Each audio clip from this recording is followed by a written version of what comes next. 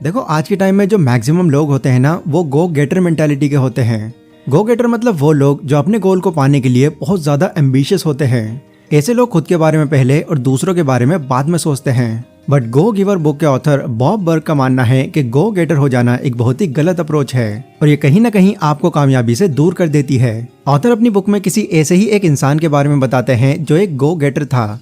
इस इंसान का नाम था जो अपने काम को लेकर बहुत ज्यादा एम्बिशियस था। बट एक अच्छा गो गेटर होने के बावजूद भी उसकी कंपनी का पहला और दूसरा क्वार्टर काफी खराब चल रहा था एंड थर्ड क्वार्टर भी उसका ऑलमोस्ट बंद होने वाला था। इतना ही नहीं, उसने जितने भी पुराने क्लाइंट्स बनाए थे उन्होंने वो सब खो दिए।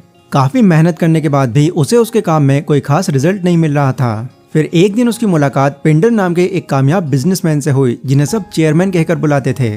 पिंडर से मिलकर उसने पूछा, देखिए मैं अपने बिजनेस में कामयाब होना चाहता हूँ, पर मैं कितनी भी कोशिश क्यों ना कर लूं, मैं बार बार फेल हो रहा हूँ। अगर आपके पास मेरे लिए कोई एडवाइस है तो क्या प्लीज आप मुझे वो एडवाइस दे सकते हैं। फिर इसके बाद पिंडर उन्हें अपनी तरह से कंसल्ट करना शुरू कर देते हैं और उन्हें 5 लॉज बताते हैं जिन्हें फॉलो करके कोई भी इंसान न सिर्फ बिजनेस में बल्कि अपनी रियल लाइफ में भी खुद के लिए सक्सेस हासिल कर सकता है। पिंडर जो को ये 5 लॉज हर हफ्ते 5 अलग अलग दिन में 5 अलग अलग लोगों की मदद से सिखाते हैं। तो कौन कौन से हैं ये 5 लॉज, चलिए इस वीडियो में थोड़ा डीप में समझते हैं। तो पहला है the law of value. Success का पहला लॉ सिखाने के लिए चेयरमैन जो को एक बिजनेसमैन से मिलने को कहते हैं। इनका नाम था एर्नास्टो लाफ्राते, जो लाफ्राते इटालियन चेन के हेड थे।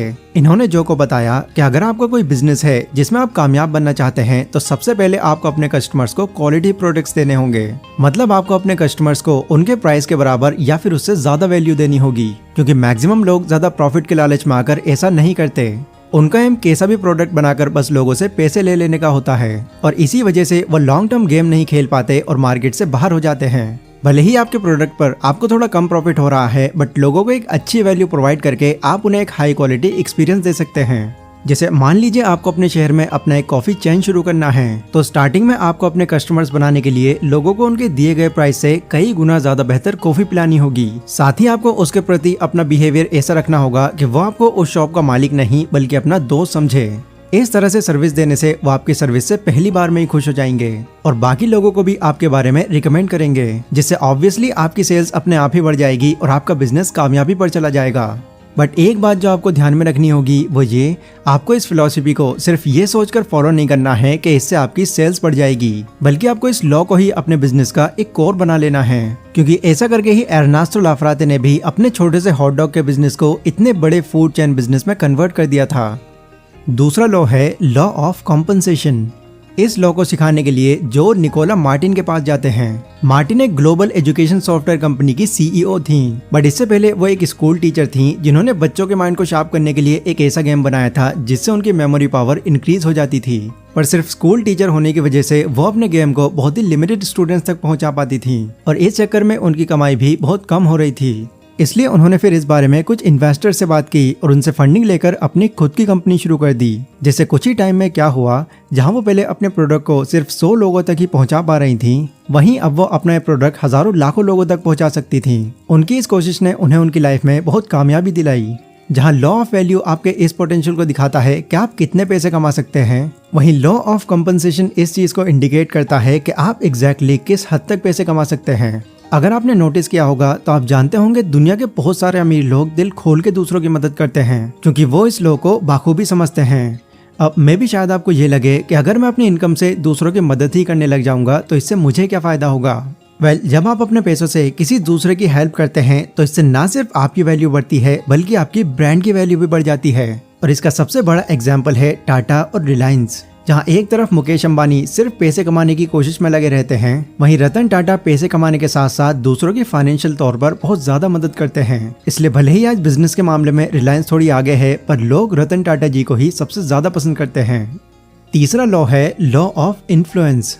जब आप लोगों को क्या देना चाहते हैं ये सोचने की जगह लोगों को क्या चाहिए ये सोचना शुरू कर देते हैं, तभी आप सही मायने में अपने कस्टमर्स को डीपली समझ पाते हैं और उनकी जरूरतें पूरी कर पाते हैं। क्योंकि अगर आप सिर्फ अपनी पसंद के प्रोडक्ट या फिर सर्विस लोगों को बेचेंगे तो बहुत ज्यादा चांसेस हैं कि या तो उस प्रोडक्ट को लोग बहुत कम खरीदेंगे या फिर खरीदेंगे ही नहीं। बट जब आप उनको वो चीज देंगे जिनकी उन्हें खुद ही नीड है, तो वो चाहकर भी आपके प्रोडक्ट का विरोध नहीं कर पाएंगे और इससे मार्केट में आपके प्रोडक्ट के कामयाब होने का चांस बहुत ज्यादा बढ़ जाएगा।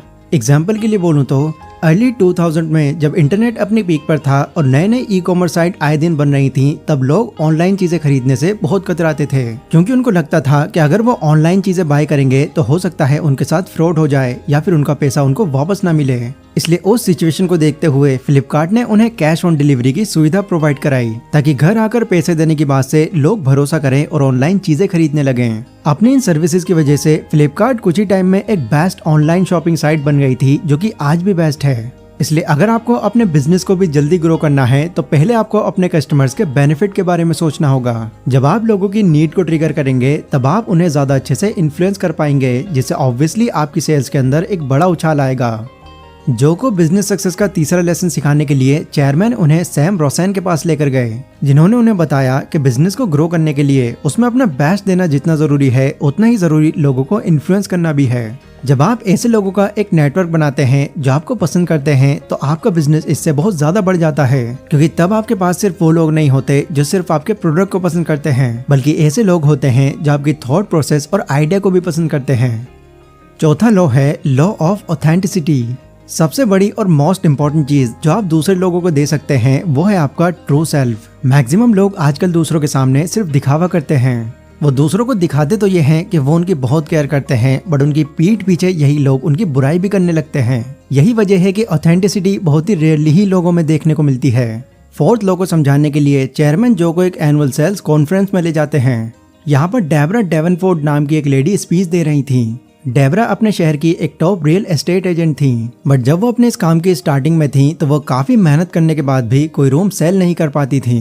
बट बिजनेस के इस फोर्थ लॉ ने उनकी लाइफ बदल दी और उनको एक टॉप रियल एस्टेट एजेंट बना दिया। वो बताती हैं कि उन्होंने भी दूसरों की तरह चेयरमैन से ये सीखा था कि किसी भी काम में कामयाब होने के लिए उन्हें अपने कस्टमर्स को बहुत ज्यादा वैल्यू देनी होगी। बट उनको ये समझ नहीं आ रहा था कि रियल एस्टेट रूम दिखाते हुए वो अपने कस्टमर्स को क्या वैल्यू दे सकती हैं, क्योंकि यहाँ पर तो सारा खेल बातों का ही होता है। तो वो जितना हो सके अपने क्लाइंट्स को अपने रूम को खरीदने के लिए कन्वेंस करती रहती थी, पर कोई भी एंड में आकर रूम लेने को तैयार नहीं होता था।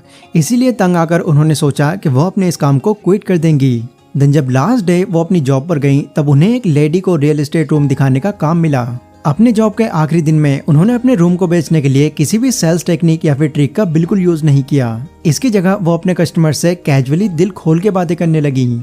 वो अपने बारे में और अपने क्लाइंट की लाइफ के बारे में ऐसे बातें करने लगी जैसे मानो वो उनकी दोस्त हों, और अपने जितने भी एक्सपीरियंसेस या फिर इंटरेस्ट थे वो उनके साथ में सब कुछ शेयर करने लगी, जिससे वो क्लाइंट भी उनसे फ्रेंडली और कंफर्टेबल होकर उनको अपनी सारी बातें बताने लगी। देन फिर इसी तरह ऑफ टॉपिक चीजों पर बातें करते करते उन्होंने अपना रूम सेल कर दिया, और अपने क्लाइंट से इतनी देर तक बात करने के बाद उनसे उनकी दोस्ती हो गई।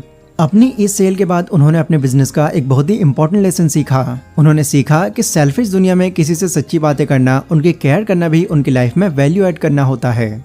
एंड फिर क्या था, डेबरा ने इस चीज को अपना सीक्रेट बना लिया। अब उनके पास जो भी क्लाइंट्स आते थे वो उनको एक एजेंट की तरह नहीं बल्कि एक दोस्त की तरह रूम दिखाती थी, जिससे उनके क्लाइंट्स उनके ऑथेंटिक और ट्रू बिहेवियर से खुश होकर रूम्स खरीद लेते थे। तो अगर आपको भी अपने बिजनेस में इसी तरह से सक्सेस पानी है तो आपको दूसरे लोगों को अपनी ट्रू फ्रेंडशिप ऑफर करनी चाहिए और जितना भी पॉसिबल हो सके उनकी दिल से केयर करनी चाहिए। पांचवा लॉ है the law of receptivity. Fifth lesson chairman खुद जो को सिखाते हैं। जब लोग दूसरों को कुछ देना शुरू कर देते हैं तो वो ये सोचते हैं कि देना बहुत ज्यादा बेटर होता है दूसरों से कुछ लेने के, और इसके बदले में उनको लोगों से बहुत कम या फिर कुछ नहीं लेना चाहिए, जबकि ये मेंटालिटी बिल्कुल गलत है। क्योंकि जब आप दूसरों से कुछ लेते हो तो वो आपको आपकी गिविंग मेंटालिटी को ही सपोर्ट करता है। देखो मेन बात क्या है, जब आप दूसरों को कुछ देते हो और बदले में आप उनसे बहुत ही कम या फिर कुछ भी नहीं लेते हो तो यहाँ से आपकी सक्सेस पर फुल स्टॉप लग जाता है। चेयरमैन कहते हैं कि गिविंग और रिसीविंग बिल्कुल ब्रीथ के जैसी होती है जो सरवाइव करने के लिए बहुत ज्यादा जरूरी है। जैसे मान लो आपने अपने कस्टमर को एक बहुत ही अच्छी सर्विस दी, तो यह आपका फर्ज बनता है कि आप अपनी वैल्यू के बदले में एक सही प्राइस उनसे लें। अज्यूम कीजिए कि आप एक वीडियो एडिटर हो और आप अपनी एडिट की गई वीडियोस का प्रमोशन करने के लिए पहले दूसरों के लिए फ्री में काम करते हो, बट जब आप देख रहे हो कि लोगों को आपका काम पसंद आ रहा है तो आप अब बिल्कुल भी देर ना करते हुए उनसे चार्ज लेना शुरू कर दो। पर याद रहे कि आपका चार्ज आपकी दी जा रही वैल्यू पर सूट करता हो। मतलब वो प्राइस इतना ज्यादा भी ना हो कि लोग आपके पास वापस ही ना आए और इतना कम भी ना हो कि आप उस काम के अंदर सिर्फ मेहनत करते रह जाएं। इस चीज का एक जीता जागता एग्जांपल आप जियो कंपनी को मान सकते हैं, जिन्होंने स्टार्टिंग में अपनी फ्री सर्विस देकर एक बड़ा नेटवर्क खड़ा कर दिया एंड बाद में उसके फेमस हो जाने पर उन्होंने ज्यादा देर ना करते हुए इस पर चार्ज लेना शुरू कर दिया। इसलिए अपने बिजनेस में सक्सेस पाने के लिए आपको पहले दूसरे लोगों को कुछ देना चाहिए और जब आपके पास कुछ आए तो आपको उसको खुले दिल से रिसीव भी करना चाहिए। अब जो ने उन चेयरमैन से जो भी सीखा उन्होंने अप्लाई किया, जिससे उनके बिजनेस के साथ साथ उनकी लाइफ भी काफी बेटर होती चली गई। एंड जो की तरह ही आप भी इन लॉस को अपनी लाइफ में इम्प्लीमेंट करके खुद को और खुद के बिजनेस को कामयाबी दिलवा सकते हैं। ये वीडियो गाइस अगर आपको पसंद आई हो तो उसको लाइक और शेयर जरूर करें। इसी के साथ कमेंट सेक्शन में आप लोग मुझे बता सकते हैं कि अगली वीडियो आप कौन सा टॉपिक पर चाहते हैं। और अभी के लिए बस इतना ही। Stay safe, stay healthy, take care.